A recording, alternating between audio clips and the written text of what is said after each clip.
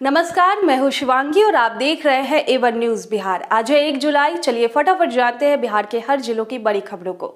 पहली खबर सिवान जिले के असाव थाने में बाड़ी टोला गांव में मंगलवार की रात चोरों ने CISF के जवान रमेश यादव के घर लगभग 2.5 लाख की संपत्ति चोरी कर ली।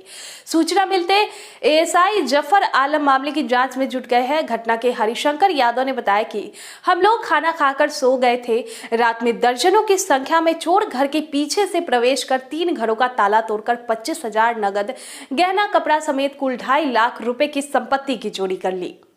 अगली खबर, बिहार में खराब मौसम के चलते मौतों का सिलसिला थमने का नाम नहीं ले रहा। बीते 24 घंटों के भीतर राज्य में आकाशीय बिजली गिरने से 11 लोगों की मौत हो गई।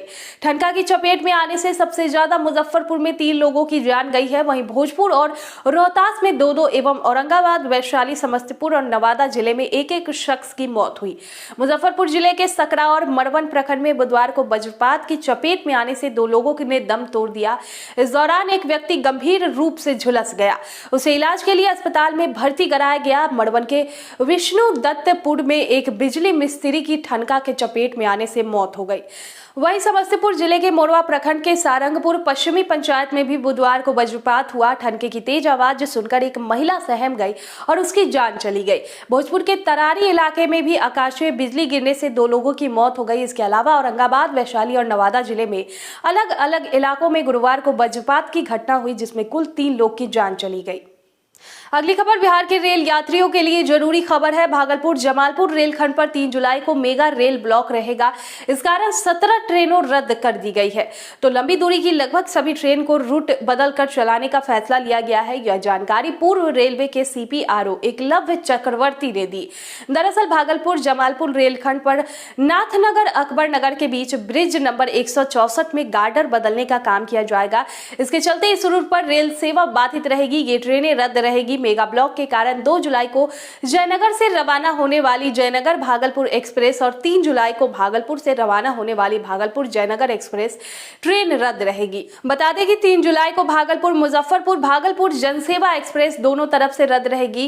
03406 एवं 03405 Jamalpur Bhagalpur Jamalpur passenger, Jamalpur Rampur Hat passenger, Jamalpur Sahibganj Jamalpur passenger, Jamalpur Bhagalpur Jamalpur passenger, Jamalpur Kiul Jamalpur passenger, Rampur Hat Jamalpur passenger 03037 एवं 03038 साहिबगंज भागलपुर साहिबगंज पैसेंजर पर और 4 जुलाई को चलने वाली गया जमालपुर पैसेंजर रद्द रहेगी।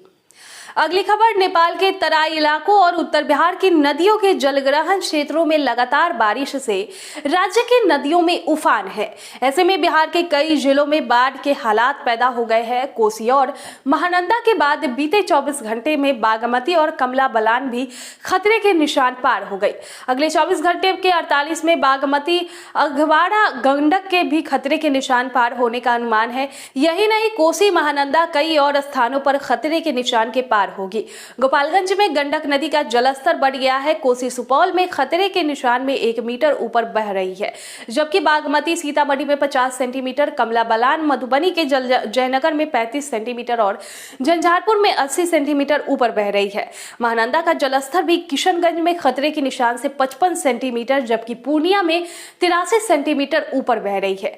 अगले कुछ घंटों में बागमती, अघवाड़ा, सीतामढ़ी, शिवहर व मुजफ्फरपुर में, जबकि कोसी नेपाल के अलावा सहरसा, खगड़िया और भागलपुर में, महानंदा कटिहार में और गंडक गोपालगंज में लाल के निशान पार हो गई है। अगली खबर, बिहार में मुंगेर जिले के RD एवं DJ कॉलेज में छात्रों को परीक्षा देने वक्त काफी दिक्कतों का सामना करना पड़ा। दरअसल मुंगेर के RD एवं DJ कॉलेज में JRS कॉलेज के छात्रों का सेंटर पड़ा था। बुधवार को वहां BA पार्ट 1 व 2 की परीक्षा चल रही थी। इस बीच अचानक बारिश शुरू होने से बिजली चली गई। कॉलेज प्रबंधक ने जनरेटर स्टार्ट कराने की कोशिश की, लेकिन जनरेटर स्टार्ट नहीं हो पाया। मजबूरी में छात्रों को अंधेरे में पेपर देना पड़ा। कॉलेज में लगभग 800 छात्र 11 क्लासरूम में परीक्षा दे रहे थे। सभी छात्रों ने मोबाइल निकालकर फ्लैश लाइट की रोशनी में परीक्षा दी। छात्रों ने दोनों ही पाली में मोबाइल की रोशनी के सहारे परीक्षा दी। हालांकि ऐसी स्थिति के लिए कॉलेज प्रशासन ने बारिश, खराब जनरेटर और प्राकृतिक आपदा को जिम्मेदार ठहराया।